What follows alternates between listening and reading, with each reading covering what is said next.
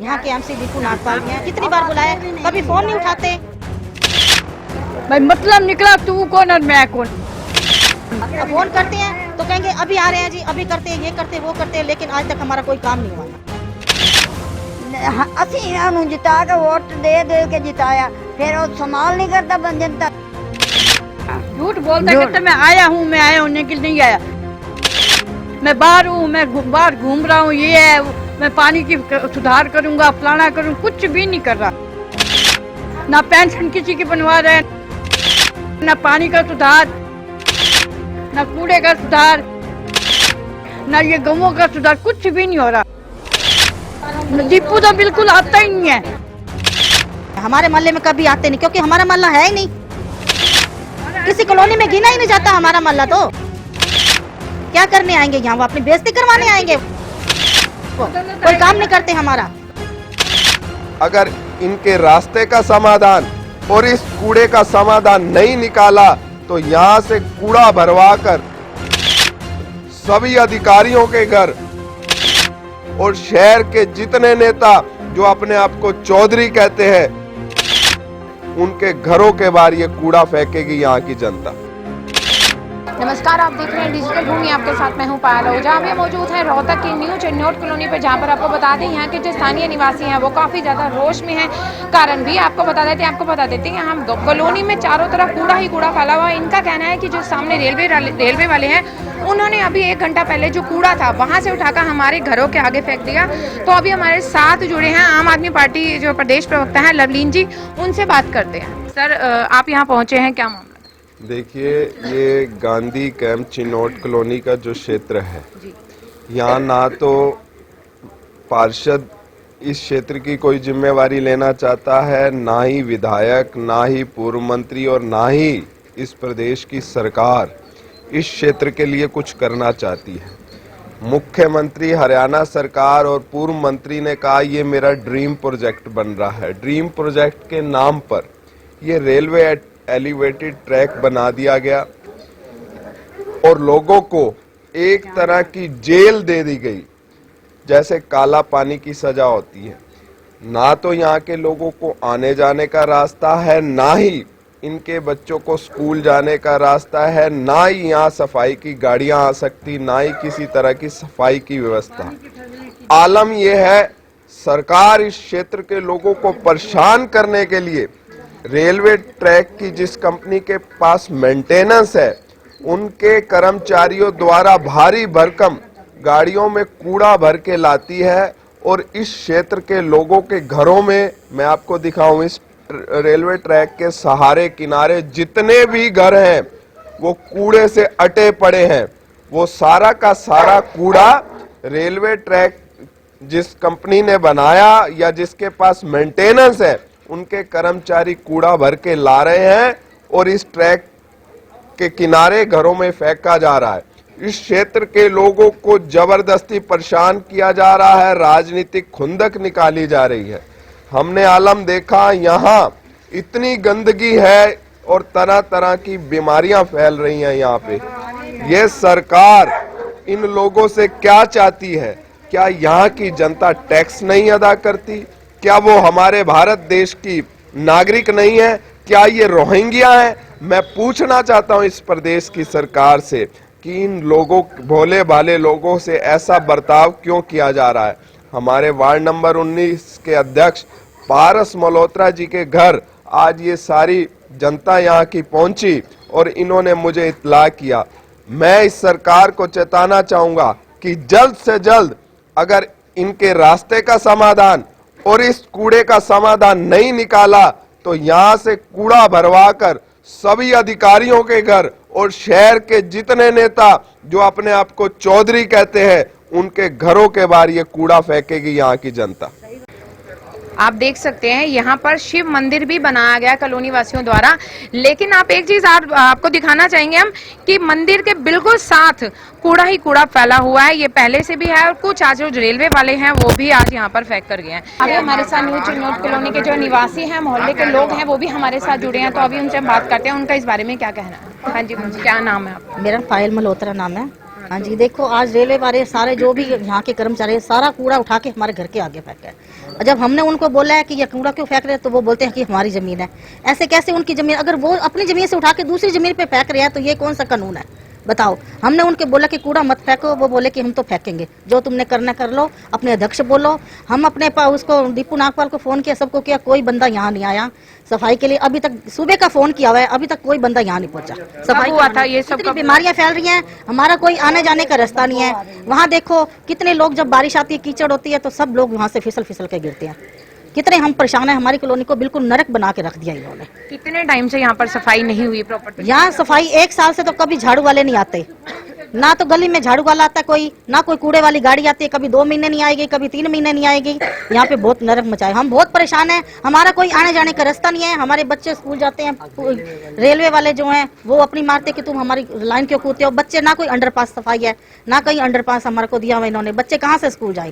सारी कॉलोनी यहाँ की बहुत परेशान है, पानी के लिए, सीवर के लिए, रास्ते के लिए। बिल्कुल अब कूड़ा फेंक दिया जो बिल्कुल नरक हो गया है। सारे कॉलोनी के लोग, यहाँ बच्चे बीमार होते हैं रोज, सब कॉलोनियों के। यहाँ के एमसी कौन है? यहाँ के एमसी दीपू नागपाल जी हैं। हाँ जी, हमने उनसे कितनी बार बुलाया, कभी फोन नहीं उठाते, कभी वो हमारा फोन भी नहीं उठाते। अब फोन करते हैं तो कहेंगे अभी आ रहे हैं जी, अभी करते हैं, ये करते हैं, वो करते हैं, लेकिन आज तक हमारा कोई काम नहीं हुआ यहाँ पे मोहल्ले में। आज रेलवे वालों ने भी क्या दिया, अपने पार्षद को कहो, अपने जो कॉलोनी में है उनको बोलो आप। जो यहाँ का ड्रीम प्रोजेक्ट था उसकी वजह से मतलब कि सरकार ने पूरा उजाड़ दिया गया यहाँ को, बिल्कुल उजाड़ दिया गया, बिल्कुल किसी। हाँ जी, हाँ जी, हमारे को यहाँ रहने के लायक नहीं छोड़ा। बोले कि गली में से तुम्हारा रास्ता है। बताओ, गली में से जिनका एक तरफ का रास्ता है वो कहाँ जाएंगे बंदे, वो कहाँ जाए। उनके घरों के आगे तुम कचरा फेंक रहे हो, उनको बीमार कर रहे हो। तुम अपनी खुंदक हमारे पे निकाल, रेडियां लाओ, अपना कचरा भर के ले जाओ। इस इलाके में कोई भी पीने का पानी भी नहीं पीने का पानी नहीं आता। देखो ये बुजुर्ग कहाँ से लेके आएगी, इतनी दूर दूर तक पानी का कहाँ से लेके आएगी उठाओ। वो इतनी दूर दूर से पानी भर के लाती है सिर पे रख के। इनको कितनी बार फोन करे हमने, हाँ कितनी बार हमने फोन पे कहा कि हमारी ये रास्ता ठीक करवा दो, टाइलें लगवा लो, लेकिन कोई सुनवाई नहीं है हमारी। कितने बंद कर बैठे। लास्ट कंप्लेन कब करी? लास्ट कंप्लेन हमने महीना पहले भी मैंने उनको बोला है। आज का आपने बताया कि आज की सुबह बोले हमने कि रेलवे वाले कूड़ा फेंक के गए हैं। दीपू नागपाल को बोला। हाँ जी, बात हुई है मेरी। पहले तो उन्होंने फोन नहीं उठाया, फिर बात हुई, बोले कि आप हमारे पास ना फोटो खींच के भेज दो, तो वो सुबह का आप जवाब देंगे। फोटो खींच ਅਸੀਂ ਇਹਨਾਂ ਨੂੰ ਜਿਤਾ ਕੇ ਵੋਟ ਦੇ ਕੇ ਜਿਤਾਇਆ, ਫਿਰ ਉਹ ਸੰਭਾਲ नहीं करता जनता दी, फायदा क्या है जी बनाना आंदा है। आप लोग बता रहे हो इतनी बार आप लोगों ने कंप्लेन करी है, वो यहाँ पर एक बार भी नहीं आए? ना एक बार भी नहीं आया। हाँ, झूठ बोलता कहते मैं आया हूँ, मैं आया हूँ, लेकिन नहीं आया। मैं बाहर हूँ, मैं बाहर घूम रहा हूँ, ये है मैं पानी की सुधार करूंगा, फलाना करूँ, कुछ भी नहीं कर रहा। ना पेंशन किसी की बनवा रहा है, ना पानी का सुधार, ना कूड़े का सुधार, ना ये गवों का सुधार, कुछ भी नहीं हो रहा। हमने जय भगवान जय को भी फोन किया था, परसों किया था, भाई ये गवों का कोई करो। कहते हाँ करेंगे जी, हाँ मैडम करेंगे, मैडम करेंगे, लेकिन कोई भी नहीं आया हमारे पास, कोई भी। दीपू तो बिल्कुल आता ही नहीं है। भाई मतलब निकला तू कौन और मैं कौन। पानी कहाँ से, ये ऑटो है ना, ऑटो में पानी मंगवाते हम, ये ऑटो वाले बैठे ना भाई। पीने के पानी की भी दिक्कत? हाँ जी, हाँ जी, पानी की दिक्कत है, सीवर की दिक्कत है, हर चीज की दिक्कत है। ये लाते हैं, ये लाते हैं हमारा पानी, सबके लिए 2-2 बाल्टियाँ। वहाँ के अंडरपास जो बनवाए हैं उन्होंने, लेकिन उन हमारा कोई यूज नहीं हुआ। वहाँ बारिशों में इतने थे कि हाँ जी कीचड़ भर जाते हैं, बारिश से पानी भर जाता है। उनको मनीष ग्रोवर को फोन कर करके बोलते हैं कि अपना ये सफाई करवा दो, लेकिन वो कभी सफाई नहीं करवाएंगे। बंदे इकट्ठे करके लाते हैं कि यहाँ तुम्हारा आज मकान, यहाँ तुम्हारा रास्ता बनाया जाएगा, लाइन बनाई जाएगी, तुम्हारे लिए सड़क बनाई जाएगी, लेकिन हमारे पर अभी तक हमारे कोई कार्रवाई नहीं की उन्होंने। आखिरी बार मनीष ग्रोवर यहाँ पर कब आए थे? आखिर हमारे मोहल्ले में तो कभी आते नहीं है जी, नहीं आते।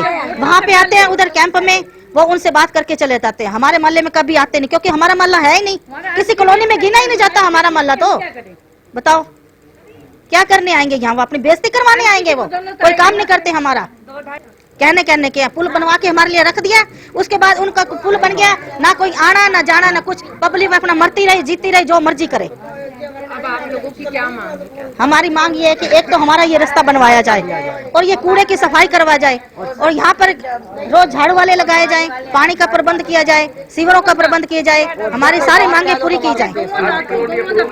हाँ जी भाई, अप्रूव है अब उनके लिए, तो अब हमारे लिए तो कोई अप्रूव है नहीं। गाय के बांधी हुई थे, रात शाम को हम आ नहीं सकते वहाँ से। आने जाने का सुमन मल्होत्रा, हम वहाँ से आ नहीं सकते। छोटे बच्चे होते, उस दिन पीछे गाय इतनी आई है कि चोट लगने का डर था हमारे को। और सबसे पहले तो ये गलियों में ये गोबर और ये गायों का इंतजाम कर दें, और सबसे फिर उसके बाद ये कूड़े का कर दें, रास्ता दे दे हमारे को एक जाने का। हमारे बच्चे सुबह इतने दुखी होते हैं स्कूल जाने में, किसी काम का नहीं। क्योंकि ट्रेन खड़ी होती है तब भी नहीं जा पाते, और अंडरपास में पानी भरा हुआ था तब भी नहीं जा पाते। मेरा नाम किरण मल्होत्रा है, मैं खुद एक पेरेंट्स हूँ। मैं अपने बच्चे को लेने जाती हूँ, मुझे 1 घंटा और खड़ा होना पड़ता है, और कभी कभी मुझे ट्रेन के अंदर से भी आना पड़ता है। कितना डर होता है कि हम बच्चे को साथ में हम भी 2 घंटे खड़े थे, ट्रेन के लिए जाती ही नहीं है ट्रेन। और सुबह हमने बल्कि उनको रोका है कूड़ा हटाने के लिए, बल्कि वो हमारे ऊपर ही गुस्सा करने लगे, हम आप ही कंप्लेन कर सकते हैं। किसने ये बात बोली थी कि हम गुस्सा मतलब कंप्लेन कर देंगे आप? क्या वो जो अधिकारी आए थे उन्होंने हमें बल्कि डराया है, हमने उनको बोला था वो हमारी बोलोगे ना ज्यादा तो हम आप ही कंप्लेन कर देंगे। मतलब उन्होंने ये बोला है कि अगर आप लोग उनकी कंप्लेन करोगे तो वो आपकी कंप्लेन कर देंगे। वो हमारे क्या आप हमारे काम में बांधा डालो, हमने कहा हम आपके काम में बांधा नहीं डाल रहे, हम बल्कि कह रहे कि आप हमारे गेट के आगे से कूड़ा ना डालें, एक जगह साइड डालें, क्योंकि स्कूल से बच्चे आते हैं उन्हें डिस्टर्ब होता है। अब देखो इतनी स्मेल आ रही है, आप यहाँ खड़े हो सकते हैं, फिर इतने सारे मच्छर है जो हमारे घर में आते हैं। हम रोज गली साफ करते हैं, आज तक गली साफ करने कोई आया ही नहीं है, बल्कि फेस्टिवल पे आते हैं। तो निगम की जो गाड़ी कूड़े वाली आती है ये तो पूरे रोहतक शहर में शायद आती है, यहाँ ये कम से कम 2 दिन आती है, ये 2 दिन आएगी, 2 दिन नहीं आएगी इतना। बल्कि हम क्या करते हैं अपने घरों का कूड़ा बल्कि वहाँ ना डाल के, हम अपने घर का कूड़ा डाल के बाहर डालने जाते हैं, ठीक है। बल्कि हम जो भी कूड़ा डालते हैं हम उसको रोकते टोकते हैं, आप मत डालो, इसका हम रोज झगड़ा होते हैं हमारा इस गली में कि आप कूड़ा मत डालो, फिर भी यहाँ कोई आता ही नहीं है, ना हमारी कोई सुनवाई होती है, बिल्कुल भी नहीं। अब कितने बुजुर्ग के यहाँ पे चढ़ने में उतरने में इतनी दिक्कत होती है, ना कोई रास्ता बना हुआ यहाँ पे। कितनी बार मैं खुद गिर चुकी हूँ उसी रास्ते से, चढ़ते हैं बच्चे गिर जाते हैं, कोई सुनवाई नहीं है बिल्कुल। मैं विजय कुमार वशिष्ठ, आम आदमी पार्टी कार्यकर्ता। ये जो इस 19 वार्ड का ये बीजेपी सरकार ने हाल कर रखा है, इस पब्लिक का जीना हराम कर रखा है। ये एक नरक की जिंदगी जी रहे हैं इस कॉलोनी के वासी, जो इन्होंने इसको जेल का रूप दे दिया है। जो अंडरपास है ये स्विमिंग पूल का काम करते हैं, जब भी इस प्रदेश में बारिश होती है ये स्विमिंग पूल का काम करते हैं, ये अंडरपास नहीं है। और ये भगवान की आस्था रखने वाले जो इतने ऊंचे नारे लगाते हैं, ये शिव मंदिर के पास इतना कूड़ा है और यहाँ पे मंदिर के आगे भी इतना कूड़ा है कि इन लोगों को कोई शर्म नहीं है। ये जितने भी ठेकेदार ये इस सरकार में बने बैठे हैं अपने आप में, ये जनता को लूटने के बजाय और कुछ नहीं कर रहे। और इनको मैं खुली चेतावनी दे रहा हूं, या तो 1 हफ्ते के अंदर ये कूड़ा और ये साफ हो जाए, नहीं तो इनके घर के आगे ये सारी पब्लिक कूड़ा उठा के और ये इकट्ठे होके इनके घर के आगे फेंकेंगे। हमारा 1 साल तो पूरा पानी नहीं आया यहाँ पीने वाला, बिल्कुल 1 साल नहीं आया पानी। उसके बाद ये अब नहीं 1 साल पूरा, हम झूठ नहीं बोले, 1 साल आया, 1 साल बिल्कुल नहीं आया पानी। इतनी मुश्किल हुई है हमारे को, चाहे बारिश में चाहे कैसे कर लो, फिर भी सिर के ऊपर जाते हैं लेके सगले रखते हैं। आज तक नहीं उठाए थे हमने, रोज सीवर भर जाते हैं। आज तक नहीं उठाए थे। एक बार आए हुए थे, एक बार यहाँ आए हुए थे देखने के लिए, तो तब भी सिर पर मैं ला रही थी, तब कहते माता ये क्या, मैं कहा ये तुम्हारे काम है, सिर पर सगले उठवा रखे हैं आपने, ये आपका ही काम है।